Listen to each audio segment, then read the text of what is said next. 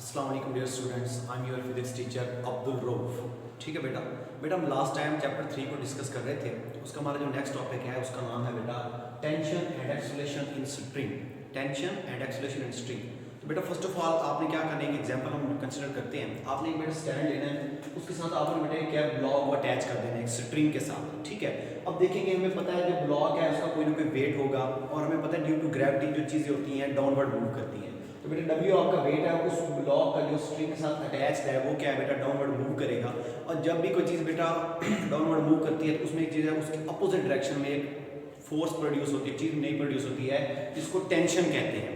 What is tension? तो बेटा देखिए tension basically tightness in string, यानी किसी स्ट्रिंग के साथ कोई ऑब्जेक्ट अटैच्ड है तो बेटा उसमें जो खिंचाव आएगा उसके नीचे डाउनवर्ड मूव करने की वजह से उसको बेटा हम कहते हैं टेंशन। लेकिन फिजिक्स में इसकी प्रॉपर डेफिनेशन क्या होगी वो देखते हैं बेटा।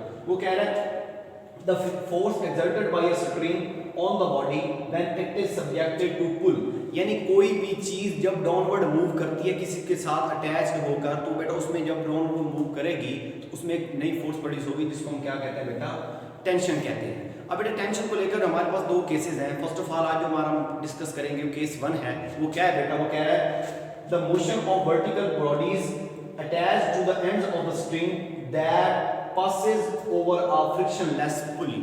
ठीक है बेटा, आपको पता चल गया केस हमारा कौन सा था, the motion of vertical bodies attached to the ends of the string that passes over a frictionless pulley। तो बेटा फर्स्ट ऑफ ऑल हम इसकी कंस्ट्रक्शन देखेंगे, इस टॉपिक का क्या मकसद है। तो बेटा देखें, आपने एक लेनी है पुली, उसका बेटा आपने दो बॉक्स के मासेज अटैच कर देने हैं। एक को बेटा आपने क्या देना है, ए ब्लॉक है और आपके पास एक दूसरा ब्लॉक है जिसको बी का नाम दिया है। तो बेटा देखिए ए का जो मास है उसे आप m1 कह रहे हैं और बी जो ब्लॉक है उसका मास m2 है। ठीक है, अब आप देखना है कि आपके पास जो मास W यानी ए बॉडी का मास है वो ग्रेटर देन है एज कंपेयर टू बी।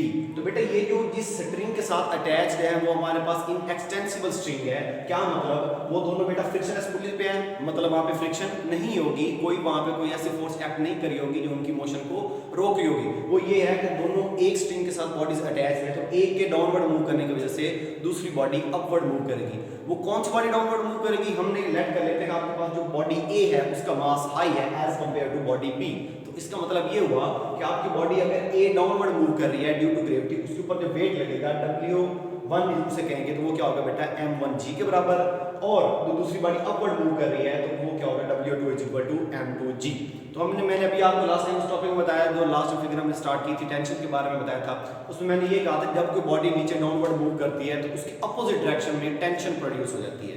तो बेटा दोनों में जब बॉडीज डाउनवर्ड एक मूव कर रही है और एक अपवर्ड मूव कर रही है तो बेटा उनमें एक्सेलरेशन जो प्रोड्यूस होगा, मैंने आपको कहा था लास्ट टाइम टॉपिक में बताया था आप लोगों को डिटेल के साथ, भाई जब भी किसी बॉडीज के ऊपर बेटा फोर्स एक्ट करती है तो वहां पे उसी फोर्स की डायरेक्शन में हमें क्या मिलता है, एक्सेलरेशन मिलता है। तो बेटा दोनों बॉडीज के लिए जो डाउनवर्ड मूव कर रही है या फिर अपवर्ड मूव कर रही है, दोनों के लिए बेटा एक्सेलरेशन हमारा सेम होगा और उनके डाउनवर्ड या अपवर्ड मूव करने की वजह से उन दो बॉडीज के दरमियान अंदर जो टेंशन प्रोड्यूस होगी वो टेंशन भी बेटा क्या होगी, सेम होगी। अब देखते हैं हम इसकी कैलकुलेशन में किस तरह कैलकुलेट करना है हमें इसको।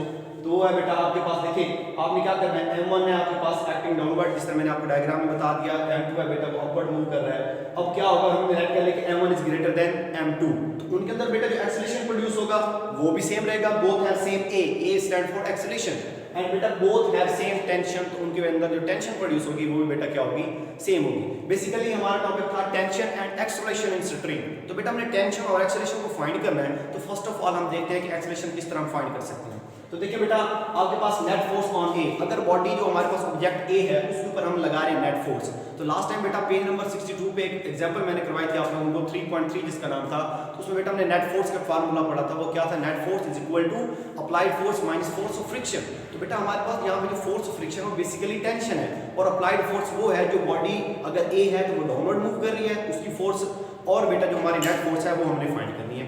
तो देखिए बेटा आपके पास क्या होगा, अगर हम कर लेते हैं कि हमारा जो बॉडी ए है उसका वेट ज्यादा है तो इसका मतलब क्या है कि उसकी टेंशन क्या होगी, कम, क्योंकि वो डाउनवर्ड मूव कर रही है। उसके लिए नेट फोर्स का फार्मूला क्या होगा, F equal to W1 minus T। ठीक है बेटा, तो आपको पता है बाय न्यूटन सेकंड लॉ वो क्या था, F is equal to ma, लेकिन हम मास m1 को डील कर रहे हैं तो उसके लिहाज से न्यूटन सेकंड लॉ क्या होगा बेटा, F की जगह क्या पुट करने की m1a और बेटा W1 की जगह आ जाएगा m1g और टेंशन हमने कहा है कि वो सेम है तो T एज इट इज आ जाएगा। इसको बेटा हमने इक्वेशन 1 का नाम दे देना है। ये हमने बेटा नेट फोर्स फाइंड कर ली ऑन बॉडी A के ऊपर, अब हम बेटा नेट फोर्स फाइंड कर रहे हैं ऑन B। उसके लिए क्या होगा बेटा, वही आपने नेट फोर्स वाला फार्मूला यूज करना है। इधर देखें बेटा, जो बॉडी हमारी 2 है यानी बी, ब्लॉक बी, वो बेटा अपवर्ड मूव कर रहा है, तो इसका मतलब क्या है, वो टेंशन की वजह से उसमें जो टेंशन होगी वो बेटा हाई होगी एज कंपेयर टू उसके वेट के। तो उसके लिए क्या होगा बेटा, F equal to T minus W2 करेंगे बेटा, तो न्यूटन सेकंड लॉ के मुताबिक F जगह आ जाएगा M2A। M2 किसके लिए है, हम मास 2 को डिस्कस कर रहे हैं। उसके लिए बेटा टेंशन एज इट इज आ गया, W की जगह पुट कर देंगे M2G। उसे बेटा आपने बना देना इक्वेशन 2, फिर आपने A फाइंड करना है, एक्सेलरेशन फाइंड करना है। तो उसके लिए आप क्या करेंगे, इक्वेशन 1 और इक्वेशन 2 को आपने बेटा ऐड कर देना है। वो क्या होगा, उसकी लेफ्ट हैंड साइड से ऐड अप हो जाएंगी और राइट हैंड साइड बेटा राइट हैंड साइड के साथ। जब बेटा देखें ये लेफ्ट साइड पे होगा M1A plus M2A is equal to M1G minus T, equation 1 का आ गया, और M2T माइनस M2G ये बेटा इक्वेशन 2 का आ गया। इसमें क्या होगा बेटा, आप एक्सेलरेशन कॉमन आ रहा है, एक्सेलरेशन कॉमन ले लें, ये बेटा T पॉजिटिव का नेगेटिव से कैंसिल आउट हो जाएगा, बाकी आपके पास बच गया M1G माइनस M2G। तो इधर से बेटा क्या कॉमन आ रहा है, G कॉमन आ रहा है। तो हमने फाइंड क्या करना है, एक्सेलरेशन फाइंड करना है, उसके साथ M1 प्लस M2 मल्टीप्लाई हो रहा है, तो वो दूसरी साइड पे बेटा जाके हो जाएगा डिवाइड, तो ये आपके पास उसका क्या आ गया, एक्सेलरेशन आ गया। अब नेक्स्ट हमने फाइंड क्या करना है बेटा, टेंशन फाइंड करनी है। तो उसके लिए क्या होगा, वो देखिए बेटा, टेंशन फाइंड करने के लिए आपको क्या करना पड़ेगा, इक्वेशन 2 को डिवाइड करना पड़ेगा इक्वेशन 1 के ऊपर। तो वो क्या होगा बेटा, वही होगा, जो लेफ्ट हैंड साइड उसकी राइट हैंड साइड से डिवाइड हो जाएगी और उसकी राइट हैंड साइड से डिवाइड हो जाएगी। तो क्या होगा बेटा, आप जब लेफ्ट हैंड साइड डिवाइड होगी, 2 डिवाइडेड बाय 1 है, तो M2A divided by M1A is equal to T minus M2G divided by M1G minus T।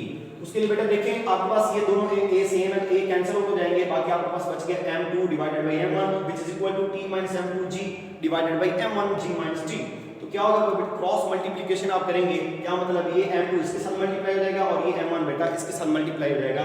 फिर जब ये सिचुएशन बन जाएगी, अब M1 को बेटा अंदर मल्टीप्लाई किया तो ये रिजल्ट आया, जब M1 को इधर मल्टीप्लाई करेंगे तो ये रिजल्ट आ गया। हमने बेटा फाइंड करना है टेंशन, तो जो टेंशन वाली टर्म्स है उनको एक साइड पे कर लेंगे, बाकी दूसरी साइड पे कर लेंगे। बेटा देखें, M2G M2 M1G ये बेटा जब उधर जाएगा M2T वो पॉजिटिव हो जाएगा, ये जब M1 M2G ये नेगेटिव इधर आगे क्या हो जाएगा बेटा पॉजिटिव, तो ये M2 M1 M2G plus M1 M2G बेटा क्या हो जाएगा 2M1 M2G is equal to क्या हो जाएगा M1T प्लस M2T। तो हमने बेटा T फाइंड करना है, तो आप वहां से T कॉमन ले लेंगे, बाकी चीज जो है M1 प्लस M2 वो दूसरी साइड पे जाके क्या हो जाएगी, डिवाइड हो जाएगी। तो ये आपके पास बेटा आ गई उसकी टेंशन, और इसी फार्मूले से आप G की वैल्यू भी फाइंड कर सकते हैं बेटा। तो G इधर है, तो आपके पास M1 प्लस M2 डिवाइड हो रहा था, ये T के साथ बेटा मल्टीप्लाई हो जाएगा, और M2 M2 वो इधर मल्टीप्लाई हो रहा था, इधर आके डिवाइड हो गया। तो ये बेटा आपका जो आज का टॉपिक था टेंशन एंड एक्सेलरेशन स्ट्रिंग, उसका केस 1 हमने डिस्कस कर लिया है। ठीक है, किसी बच्चे को कोई समझ ना आई तो आप मेरे साथ कॉन्टैक्ट कर सकते हैं। अस्सलाम वालेकुम।